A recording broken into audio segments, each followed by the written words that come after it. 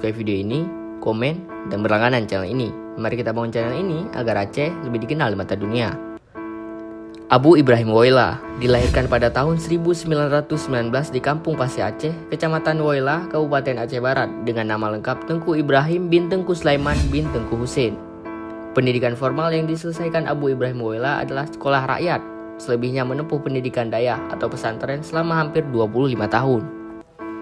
Selama hidupnya, Abu Ibrahim Woyla pernah belajar selama 12 tahun pada Syekh Mahmud, seorang ulama asal Lunga, Aceh Besar, yang kemudian mendirikan Dayah Bustanul Huda di Blangpidi, Aceh Barat Daya.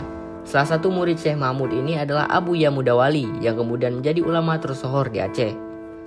Terkait dengan Abu Ibrahim Woyla, berikut kami telah merangkum 5 cerita tentang beliau. 1. Sering membagikan uang kepada anak-anak. Menurut menantunya yang bernama Tengku Nasruddin, Abu Ibrahim Woyla sering membagikan uang yang dimilikinya kepada orang lain yang membutuhkan tanpa perhitungan. Kebanyakan yang menerima uang tersebut adalah anak-anak. Terkadang ada anak-anak yang menerima 50.000, 20.000, atau bahkan hanya 1.000. 2. Bahan makanan bisa bertambah dengan sendirinya. Dikisahkan oleh salah satu menantunya yang bernama Tengku Nasruddin, Abu Ibrahim Woyla pernah berkunjung ke alma maternya, yaitu Dayah Syekh Mahmud di Blangpidi. Ketika itu ia minta disediakan sepiring nasi untuk sarapan. Tapi diberitahukan bahwa tidak tersedia lauk apapun lagi di dapur. Abu Ibrahim Woyla kemudian menjawab bahwa ia bisa makan hanya dengan lauk telur. Dan diminta kepada santri tadi untuk mengecek persediaan di dapur. Ajaibnya, di tempat penyimpanan telur masih tersisa 1 telur lagi. Padahal seingat santri tersebut, semua telur telah habis untuk dimakan santri lain. Kisah lainnya adalah Abu Ibrahim Woyla datang berkunjung ke rumah salah seorang saudaranya dan minta sedikit nasi dengan lauk sambal udang belimbing. Istri tuan rumah memberitahukan kepada suaminya bahwa pohon belimbing di rumah mereka tidak ada buahnya. Tapi sang suami tetap bersikeras agar istrinya tersebut mengecek ulang pohon belimbing tersebut.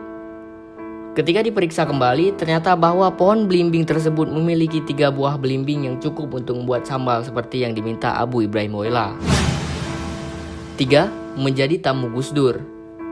Suatu ketika dikisahkan Gus Dur kedatangan seorang tamu dari Aceh. Biasanya Gus Dur menerima tamunya dengan kondisi seadanya, mengingat ia kondisinya yang sedang sakit. Berbeda dengan biasanya, sebelum tamu tersebut diminta masuk ke dalam rumahnya, Gus Dur buru-buru berganti pakaian dengan pakaian rapi seperti akan menyambut Hari Raya Idul Fitri. Ketika tamu tersebut masuk, Gus Dur dan tamunya tersebut hanya bersalaman dan tidur dalam posisi duduk selama lebih kurang 15 menit. Setelah sang tamu bangun, ia langsung berpamitan tanpa ada obrolan apapun. Ketika hal itu ditanyakan, barulah diberitahukan bahwa yang datang itu adalah Abu Ibrahim Woyla, seorang ulama sufi dari Aceh. 4. Mampu menyingkat waktu perjalanan. Di masa hidupnya, Abu Ibrahim Woyla dikenal sangat suka berjalan kaki. Suatu ketika, ada seorang tetangganya yang bernama Tengku Muhammad Kurdi Syam sedang menaiki mobil dari Tenom ke Melabuh. Di tengah jalan, ia bertemu dengan Abu Ibrahim Woyla dan mengajaknya untuk ikut naik mobil bersamanya. Ketika itu, Abu Ibrahim Woyla menolaknya dan Tengku Muhammad Kurdi Syam langsung melanjutkan perjalanannya ke Melabuh.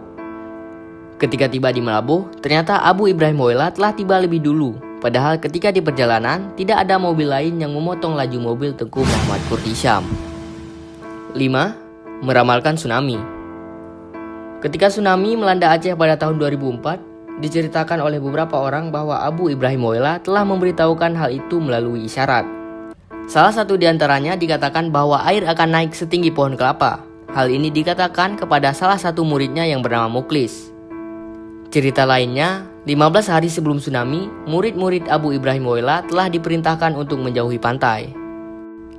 Nah, saudara mutuah, itulah beberapa cerita luar biasa tentang Abu Ibrahim Woyla.